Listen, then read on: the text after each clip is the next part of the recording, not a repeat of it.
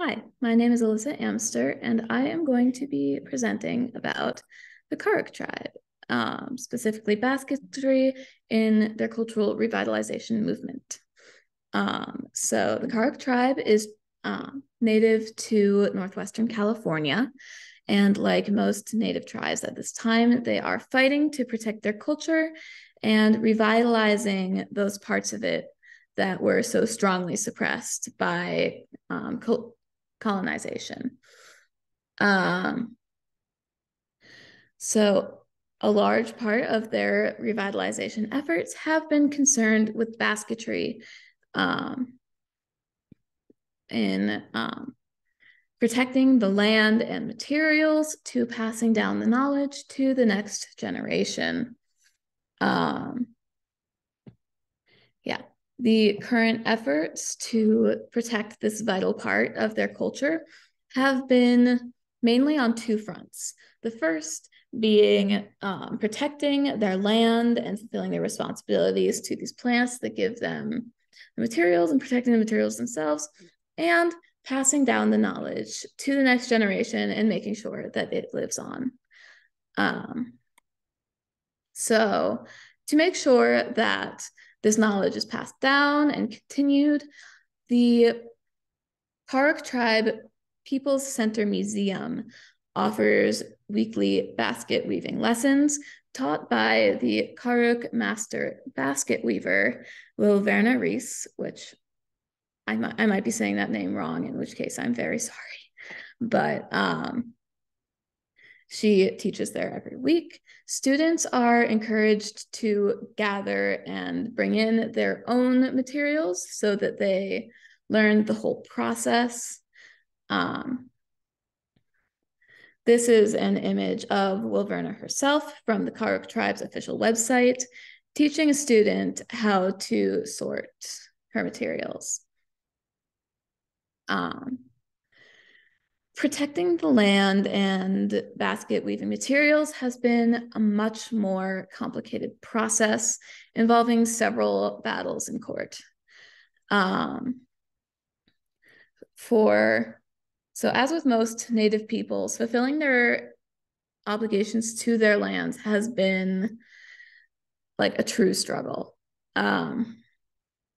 The T-bar demonstration project, marked on the map here, was initially established in the 1990s with the purpose of co-managing the land with the California government under the United States Forest Service.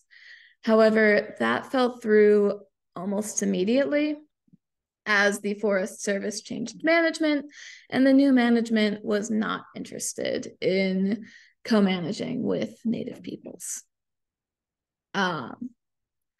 But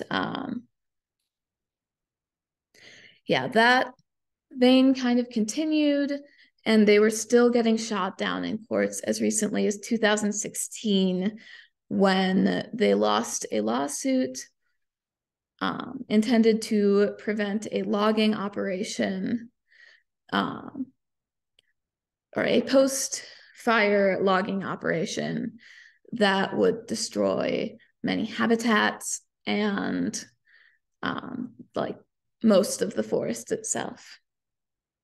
However, they have managed to regain one important right, which was to resume ecological burnings or cultural ecological burnings. And that was mostly in the name of protecting the California hazelnut, which is a vital part of basketry. Very, very important material.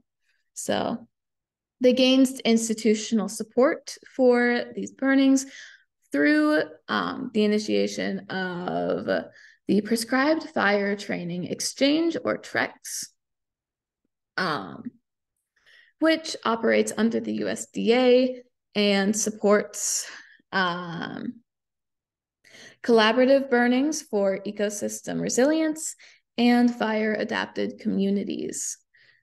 There are many ongoing environmental battles, of course, But having gotten to do these burnings and positive environmental effects being recognized by Western science, which it has. One such paper is in my references if you'd like to check it out. Sets precedent for future progress. So hopefully it's coming. But so the primary material that these burnings are aimed to protect, although many of these profit from them, was the California hazelnut. Other commonly used materials include willow, spruce root, woodwardia fern, alder bark, which is actually used for dyeing the woodwardia fern. That's where they get the red color, which you'll see in baskets I'm going to show in a second. Bear grass and black fern. So baskets are considered to be a living, vital part of Karuk life and religion, tying the people to the land, traditional ecological knowledge, the language, ceremony, all of the attached spiritual elements that come from being such a central part of life. They are considered to be living members of the families and community who mediate the moral relationships between humans and objects. They are active participants in social life. They're used in every aspect of life, from the preparation of food to raising children to supporting the local economy. In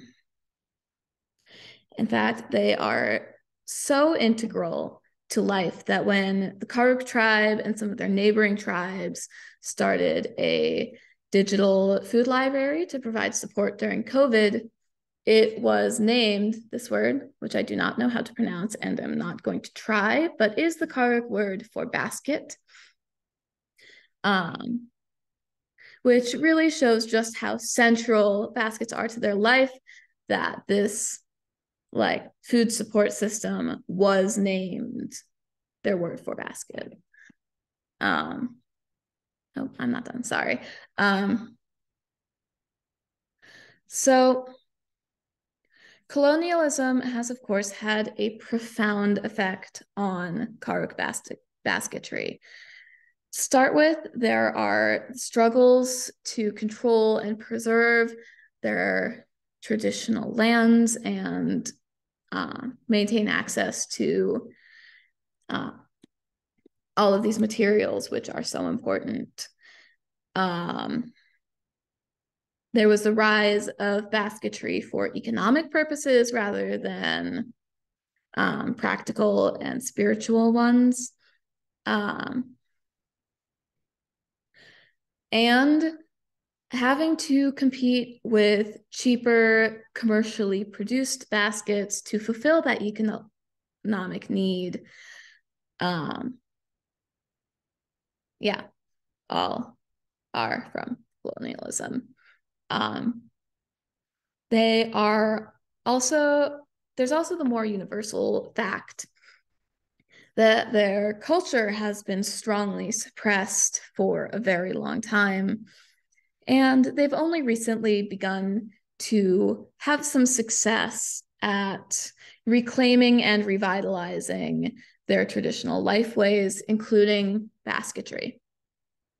I do not have a personal relationship with the Karuk tribe or this particular revitalization movement.